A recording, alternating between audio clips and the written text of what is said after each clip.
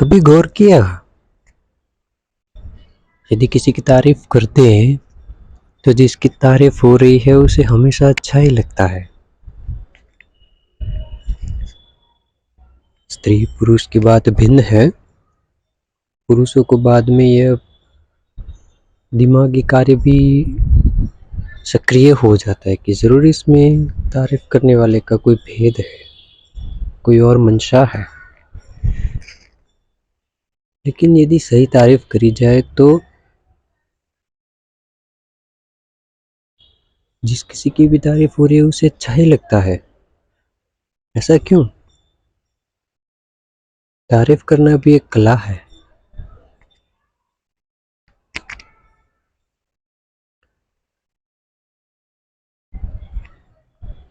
तारीफ होती है तो किसी व्यक्ति के गुण की होती है।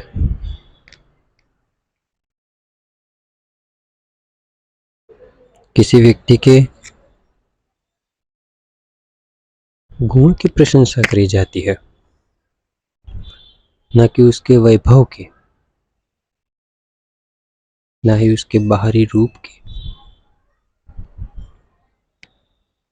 आप देखो, सबसे अधिक सुंदर तारीफ वही होगी, सबसे अधिक सुंदर वखान वही होंगे जो उसके गुण पे करे गए हो। पराक्रम, धैर्य, समझ, विवेक, इन सारे गुणों पे जो तारीफ करी गई हो वो बेशक अत्यंत ही सुंदर होती है।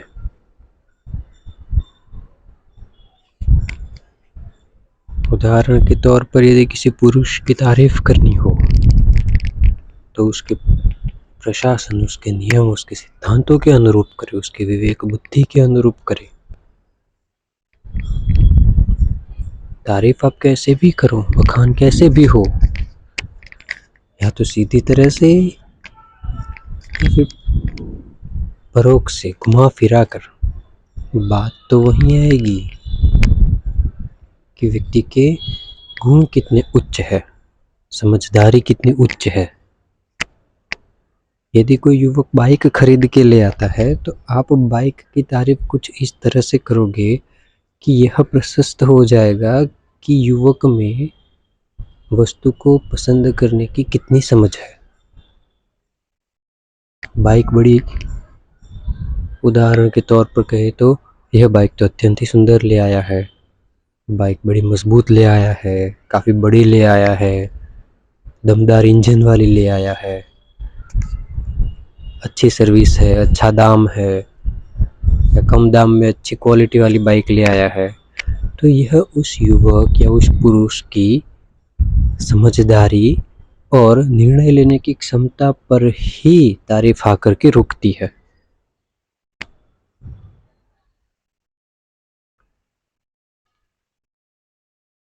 और जहाँ तक बात आती है स्त्रियों की, तो स्त्रियों की तारीफ आप देखें,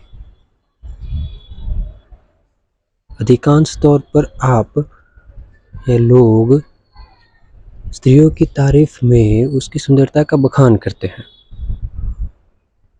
पुरुषों के नहीं। सुंदर तो पुरुष भी होते हैं। कपड़े, टोपी, चश्मा, घड़ी, सूट, पैंट, जूते,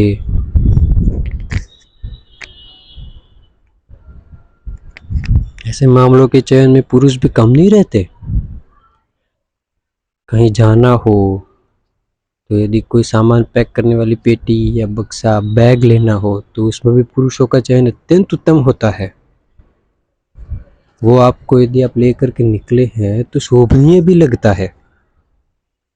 स्त्रियों के संदर्भ में देखें तो स्त्रियों के श्रृंगार में पुरुषों की समझ अधिक होती है, क्योंकि देखना तो पुरुषों को ही होता है। स्त्रियां भी श्रृंगार करके दिखाती तो पुरुषों को ही है। श्रृंगार की समझ के संदर्भ में पुरुषों की समझ बेहतर होती है।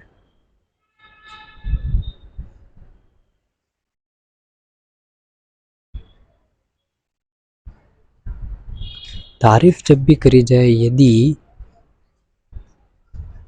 तारीफ में उसकी उपलब्धियां गिनी जाए या फिर उसकी जो भी बिना कठिनता या बिना परिश्रम के उसने किया है, जो भी गॉड गिफ्टेड रहता है, जैसे कहते हैं कि भगवान की देन है, तो यह कोई तारीफ नहीं हुई, यह कोई बखान नहीं हुआ, क्योंकि उसमें उसके गुण का कोई परिचय नहीं।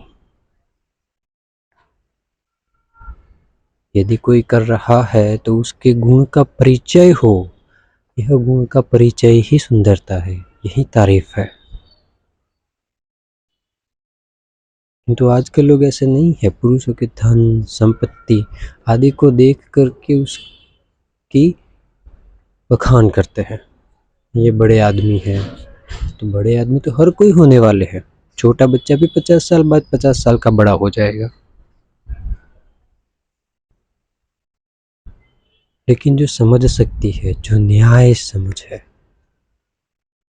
योग्यता की परख है, उसके संदर्भ में कोई बात नहीं करता। और यही दिक्कत है कि आजकल पुरुषों पर भरोसा कम हो रहा है। तो पुरुषों पर जब भी भरोसा कम होता है, विश्वास नहीं दिखता, उनका सम्मान नहीं होता, तो स्त्रियां असुरक्षित महसूस करेंगी। बात है एक छोटी सी तारीफ की, बखान की, जहाँ पे पुरुषों को भी ऐसा लगना चाहिए कि उनका सम्मान हो रहा है। और स्त्रियां भी कुछ कम नहीं है, स्त्रियां भी अब तो गालियां देने लगी है, पुरुषों का अपमान करने में जरा भी झिझक नहीं।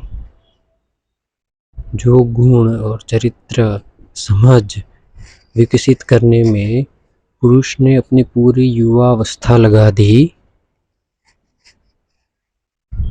उस एक गुण के पीछे, एक गुण के लिए उसने पूरी युवावस्था की कीमत चुकाई है, इतना संघर्ष करा है, उस संघर्ष की तो कहीं कोई बात ही नहीं करता, उसे नजरअंदाज कर दिया जाता है।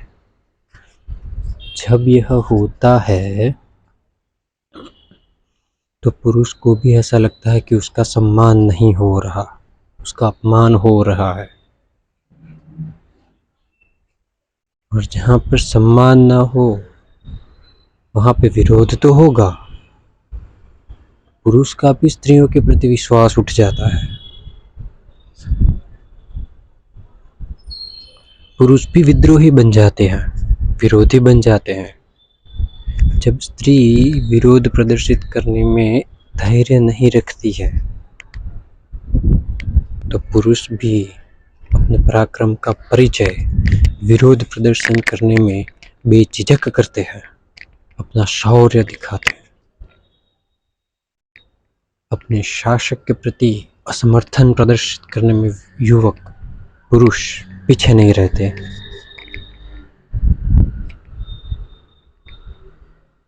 ऐसे में बना हुआ परिवार टूट जाता है और नया बन नहीं पाता है।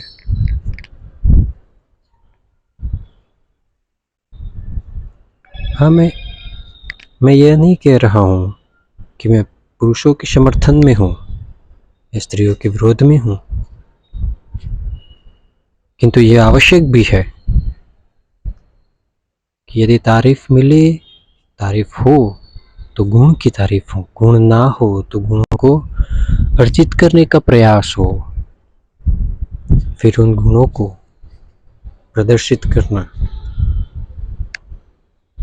यह अधिक आवश्यक है।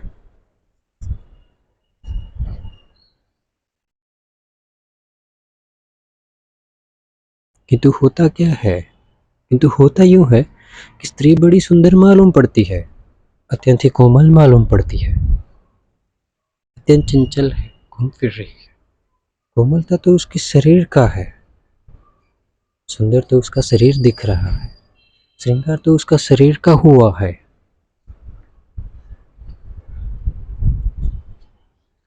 स्त्री का क्या है, विलक्षण बात क्या है इसमें? हर स्त्री कोमल होती है, हर एक सामान्य स्त्री कोमलता है, इसमें विलक्षणता क्या है? इसमें विशिष्ट क्या है? पुरुषों के लिए भी, पुरुषों के लिए तो हर एक कार्य संघर्ष है, यह विलक्षण है। बिना संघर्ष के कुछ पुरुषों को प्राप्त नहीं होता, न बल, न सामर्थ्य, न धन, न सत्ता। स्त्रियों को केवल ऐसे पुरुष को देख के मोहित करना होता है। पुरुष मोह गया, विवाह कर लिया, तो पुरुष अपनी सत्ता, सामर्थ्य, पराक्रम, शौर्य का प्रयोग उस स्त्री के लिए करेगा। प्रत्यक्ष या अप्रत्यक्ष रूप से यह पुरुष का सामर्थ्य, सत्ता, शौर्य उस स्त्री के हो गए। स्त्री ने उसके लिए क्या करा? एक श्रृंगार। यदि पुरुष श्रृंगार के प्रति ध्यान नहीं देता, अपने कार्य में रत रहता है, तो पुरुष कठोर है, उसे कोमलता का भान नहीं।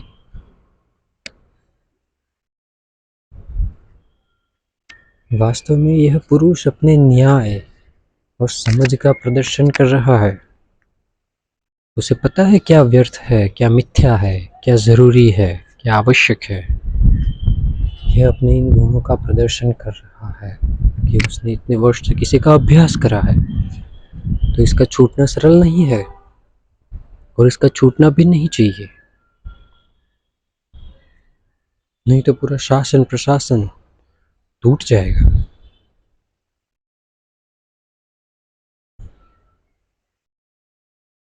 पुरुष का चरित्र यदि पुरुष का खंडित हो गया, बदनाम हो गया, तो उसे जवाब देना पड़ता है।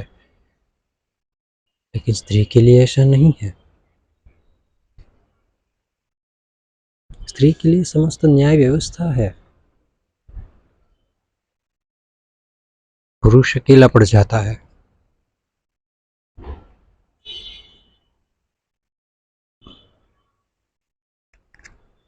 अजीब बात है, लेकिन पुरुषों के लिए भी प्रतिस्पर्धा होती है। पराक्रमी तो हर एक पुरुष होता है, लेकिन चयन उसका होता है जो अधिक पराक्रमी होता है।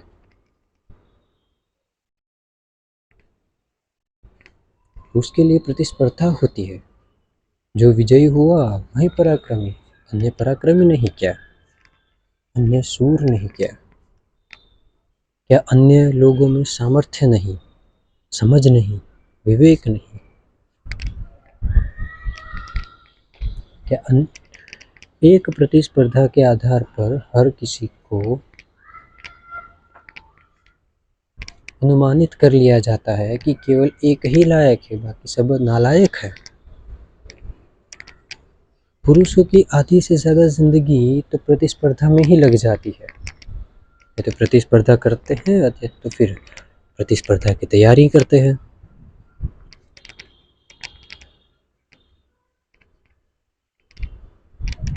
विजय श्री तो केवल किसी एक की होनी है। उस एक के लिए हजारों पुरुष तैयारी कर रहे हैं।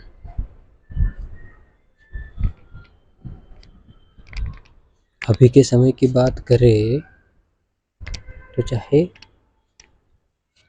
सरकार में ऊंचे पद पे नौकरी हो, या फिर किसी परीक्षा में उत्तीर्ण होना हो, आगे की पढ़ाई करनी हो, तो उसके लिए भी प्रवेश परीक्षा देनी पड़ती है। उसे उत्तीर्ण करने के बाद कुछ अंक लाने होते हैं। यदि उतने अंक नहीं आए तो क्या वह विद्यार्थी नालायक हो गया?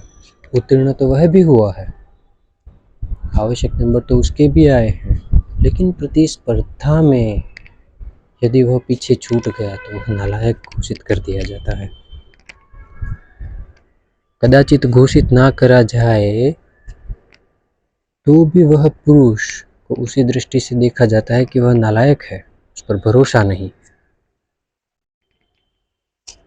स्त्री को ऐसा कभी नहीं होता।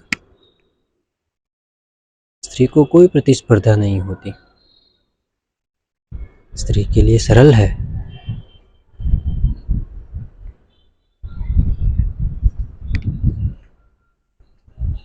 पुरुष के लिए सरल नहीं है, तो यह असरलता को जूझने का यह गुण है। यह गुण की प्रशंसा कभी नहीं होती। जब यह गुण की प्रशंसा होती है तो विश्वास उत्पन्न होता है। कठोर पुरुष भी भरोसे से अधिक निष्ठा से कार्य करता है और अधिक फलदायी होता है, किंतु समाज में ऐसा नहीं है। इसके विपरीत है।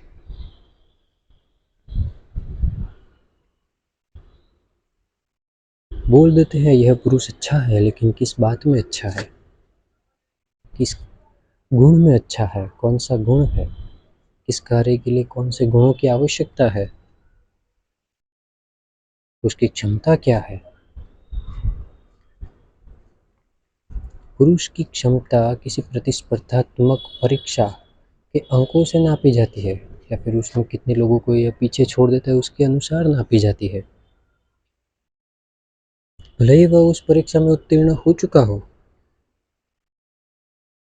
तो उत्तीर्णता केवल पर्याप्त नहीं रहती, जबकि स्त्री के लिए केवल सुंदर होना पर्याप्त होता है, कोमल होना पर्याप्त रहता है।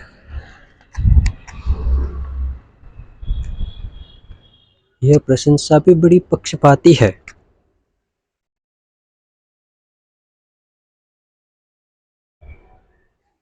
स्त्री के लिए अलग, पुरुष के लिए अलग। जब विवाह की बात आती है तो पुरुष के धन वैभव का बखान करा जाता है और स्त्री के पता नहीं किस किस गुणों का बखान करा जाता है जो कदाचित संभव ही नहीं होते।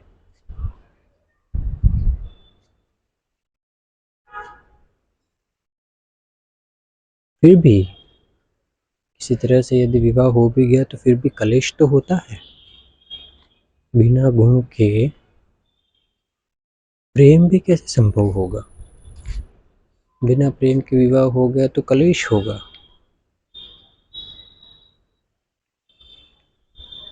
गुण की परख नहीं तो समर्पण कैसा? बिना समर्पण के प्रेम कैसा? यही वास्तविकता है।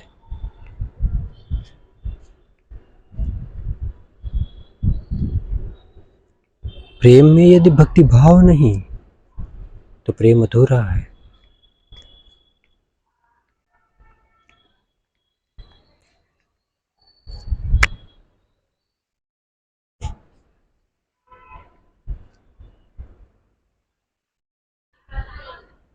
किंतु रुचि हमारी केवल फल में है। उस फल के लिए प्राप्त करने वाले संघर्ष में हमारी रुचि कभी नहीं होती। शास्त्र में भी कहा है, हेतुम ईर्ष्येत न फलेषु, यानी फल की इच्छा मत रखो, फल की ईर्ष्या मत करो। ईर्ष्या उसके कारण की करो कि उसने इस कारण से यह कार्य किया, उसे वह अवसर मिला, हमें क्यों नहीं मिला, तो उसके लिए संघर्ष करो और उस संघर्ष की प्रशंसा करो। उस संघर्ष में यदि विफलता भी मिले तो उसमें उन्होंने जो भी गुण का परिचय दिया उस परिचय की प्रशंसा करो।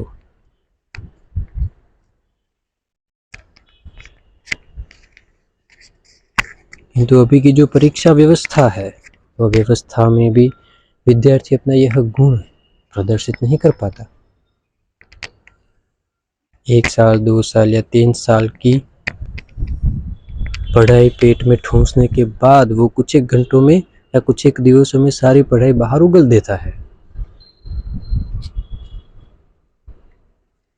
परिस्थिति का सामना करना कदाचित वह नहीं सीख पाता। ऐसे में गुण का विकास नहीं होगा। तो गुण का विकास नहीं तो गुण की प्रशंसा कैसे? एक नासमझ बालक के प्रति यदि आप एक विकट परिस्थिति रख दें तो वह तो अपनी बालक सहज बुद्धि से ही उसका उत्तर देगा, उसका निर्णय करेगा। और यह सत्य भी है कि बालक सहज बुद्धि आजकल के बड़े बुजुर्गों की बुद्धि से कहीं अधिक स्वच्छ और पवित्र होती है और कहीं अधिक योग्य भी होती है, क्योंकि बालक विश्वास के साथ निर्णय लेता है। उसे पता है कि उसके निर्णय में स्वयं का विश्वास है। उसे यह विश्वास होता है कि उसके इस निर्णय पर और लोग विश्वास करेंगे, और लोग विश्वास करते हैं। अभी के लोग जो भी परिस्थिति होती है उसमें ऐसे निर्णय लेते हैं जो कपट से भरे होते हैं, केवल और केवल कपट। जहाँ कपट होता है वहाँ नीति कैसी? नीति का तो कोई स्थान ही नहीं रहता।